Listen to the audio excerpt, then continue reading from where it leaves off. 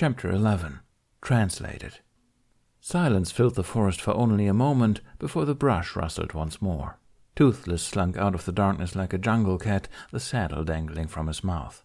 Relief warmed Hiccup both at the sight of the dragon and at Toothless's forethought to hide the saddle with him. Finding that among his belongings would have raised excessive questions, and the less he heard Arnulf's voice, the better. Toothless spat the saddle from his mouth.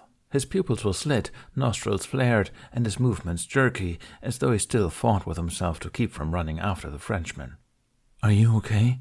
The Night Fury pressed. He sounded as agitated as his movements. He brought his face up to Hiccup's and sniffed at the human's cheek. Hiccup's hair fluttered, the ends brushing the throbbing area. Hiccup nodded before he spoke. "Yeah." "Do you want to go get your stuff?" Hiccup shook his head. Though anticipated, Toothless looked put out. "One spoke Norse," Hiccup mumbled, detached. "He said his nemesis spoke it, so his nemesis must be a Norseman. He's probably used to fighting Vikings, and that means there's a chance that they know how to fight dragons. I don't want to take that chance. I can get this treasure." Hiccup rubbed a hand down his face and lingered over the bruised jawbone that took the brunt of the blow. The farther south he got, the fewer Viking-sized men he encountered, but, despite lacking the stature of a Viking, that thrice-damned Frenchman hit like one. Or maybe it stung more because he didn't fight back, not physically. "Hiccup?" Toothless crooned, staying close to the human. "Hiccup, what's wrong? We will get your stuff back. I don't care if they can fight dragons or not. I can still take them." "Yes, you can," Hiccup agreed softly. "But I can't." Toothless's brow lowered. The plates on the side of his face twitched. Concern left his shoulders and wings tight. Culpability, solicitude, things he very rarely used to feel towards others. Hiccup had that effect on him. "Hiccup, is this about what I said to you earlier? You must know I was speaking out of fear." "I know." Hiccup cut him off, having already heard it from Gudrid. "You're scared that I'm going to get myself killed one day because I always bite off more than I can chew." And it was a very sensible fear. "But you can't keep fighting my battles, Toothless."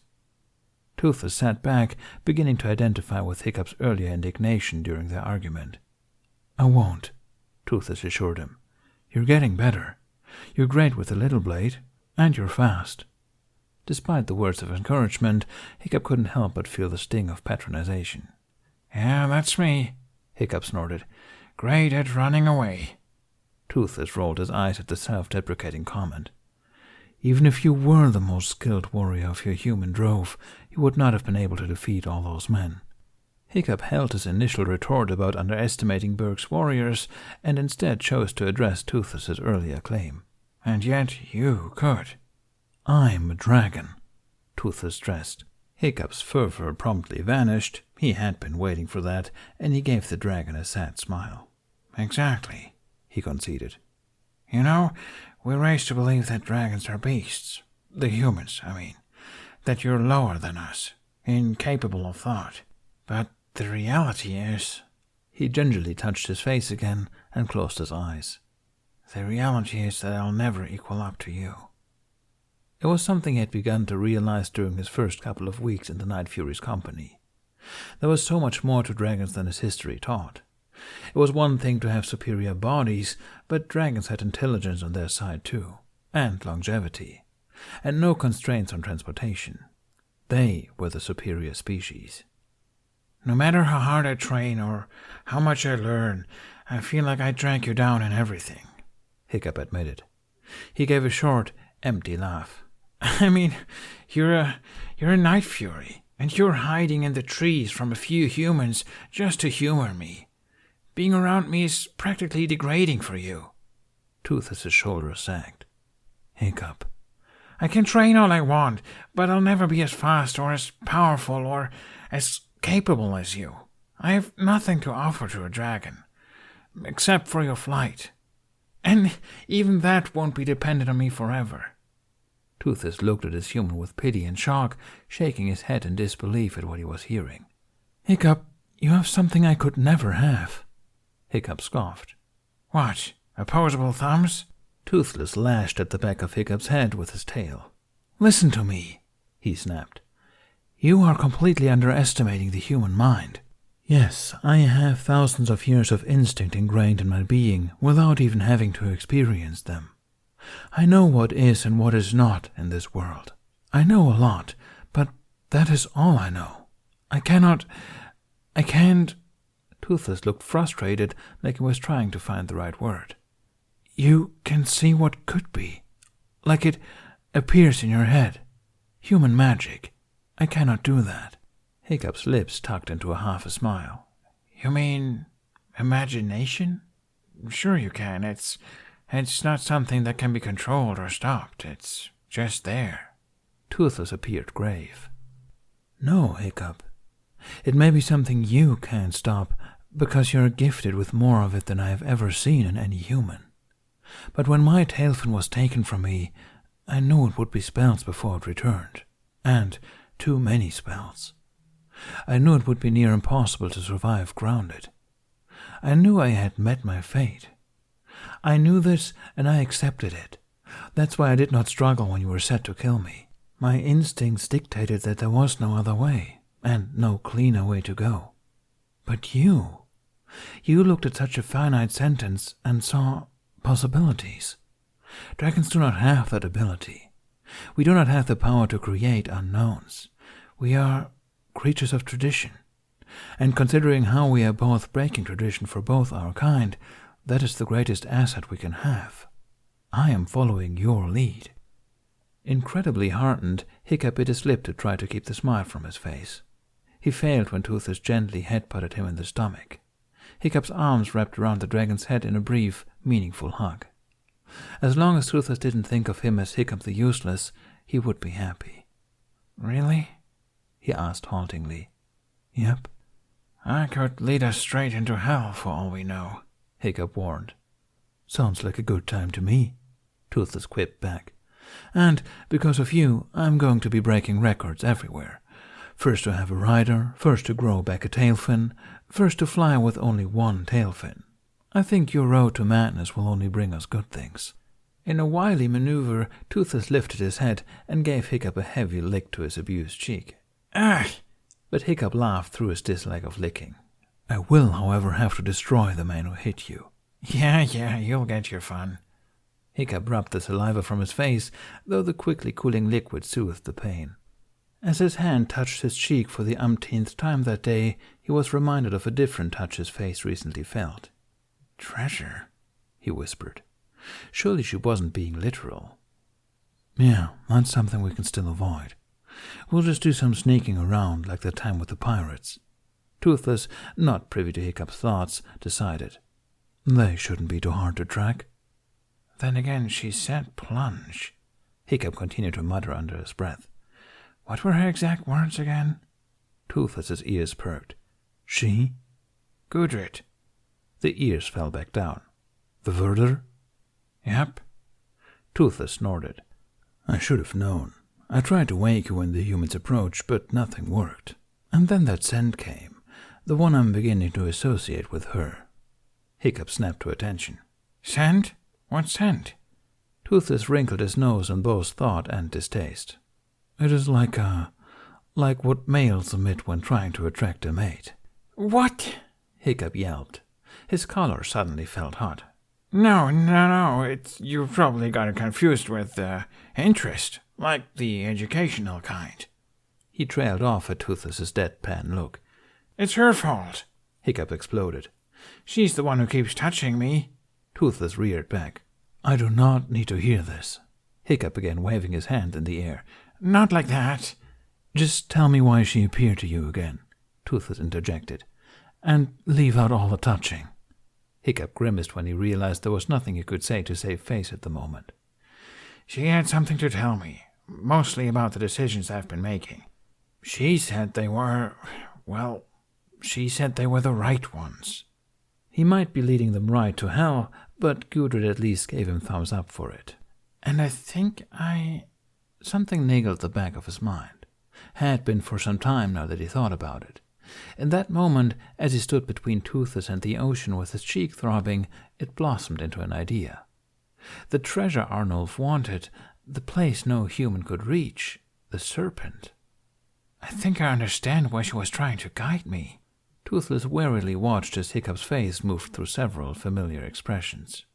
I do not like what you're thinking right now, Toothless informed him. Hiccup scoffed. The wonder receded from his expression. You can't hear me think. Toothless gave him a flat look. I can see it in your face, he said. You're thinking of something that is going to upset me. Hiccup had to grant him that. Well, among other things, Gudrid did help me understand why you were so mad earlier. And I get it, I do. But she also made me realize that I should not stop trying to communicate with the sea serpent. Yes, this is absolutely upsetting me. And that's where you come in, Hiccup supplied cheerfully. Toothless looked very much like he would like to slap himself on the forehead if he had the body for it. Hiccup, that is a sea serpent. They're disgusting, tainted, slimy beasts. Hiccup raised his eyebrows. Is it because they smell of eel? That, and I want to melt its greasy skin off every time it pops its deformed head into the air. Hiccup stared. Can't help it. Toothless shrugged. Yeah, Hiccup said slowly. Gudrid explained that to me, your natural hatred for sea serpents. But really I think this is one that can be reasoned with. Which is why I need you to act as a translator.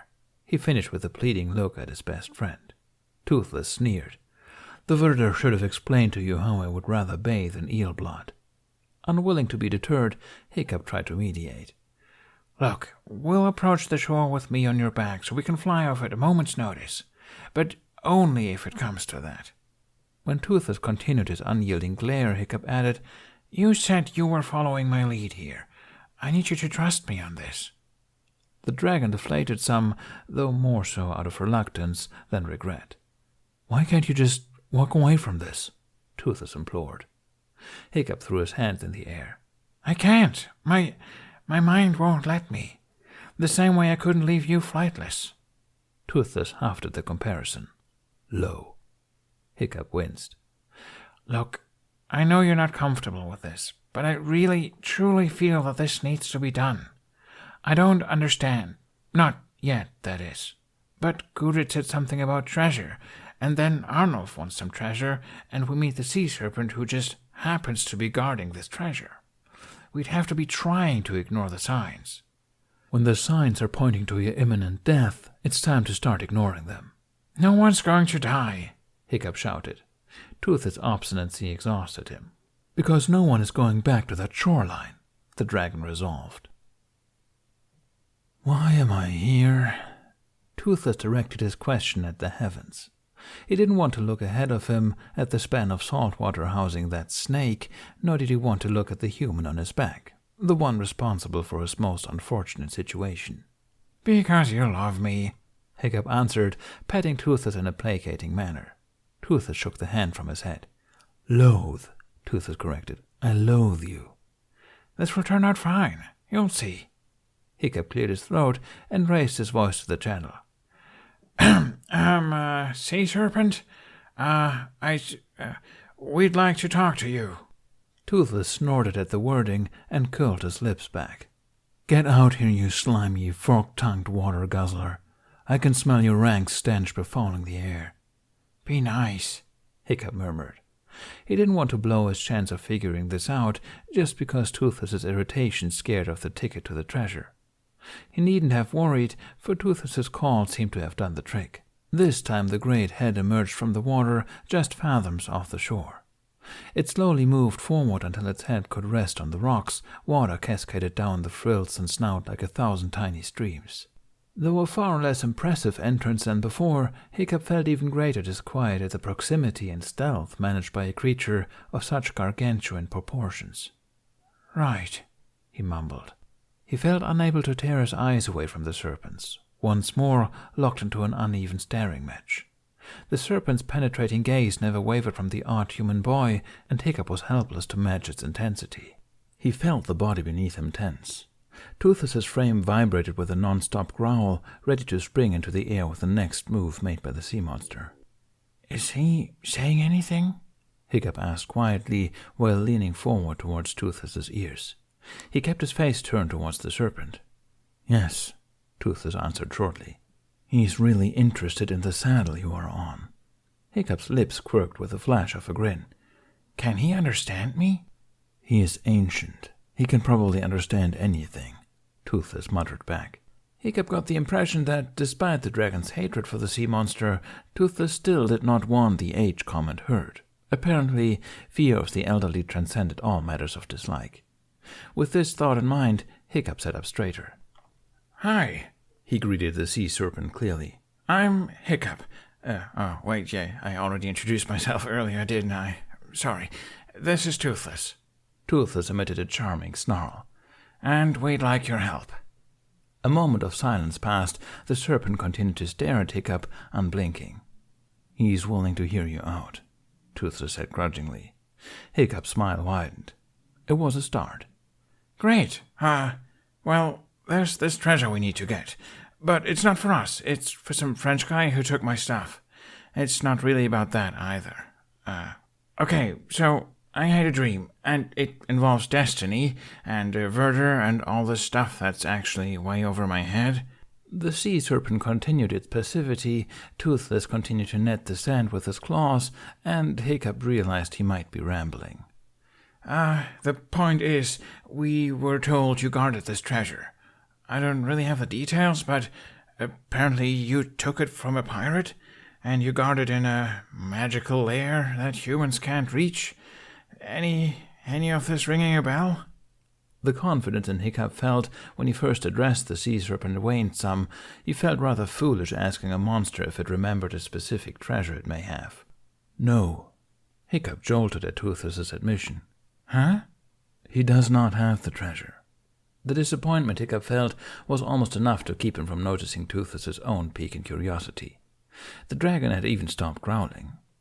"He said he knows what treasure you're talking about, but he's not the one who took it, and he's not the one who guards it." Hiccup let out a breath he didn't know he held, eyes wide.